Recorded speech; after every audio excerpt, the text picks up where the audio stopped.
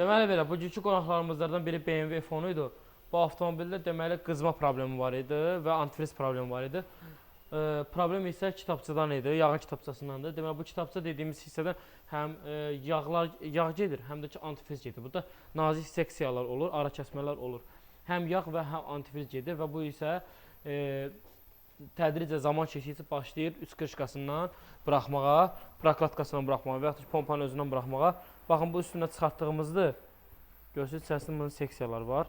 Bu üstündə çıxartdığımızdır. Görürsünüz, bu buradan antifriz ləkələrini görürsünüz. Avtomobil həm antifriz azaldır, həm də ki maşın qızır belə olduğu halda. Biz bunu orijinal ilə əvəz elədik. Təbii ki, prokladkasına kimi orijinal ilə. Bu da üstündən çıxartdığımız prokladka.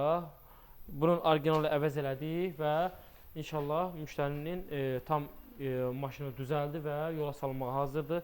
Bundan əlavə olaraq bütün BMW F10 modelləri üçün, F30 modelləri üçün, yəni N20 motorlar üçün, N26 motorlar üçün, X-Drive və arxa çəkənlər üçün artıq ehtiyat hissələrimiz var.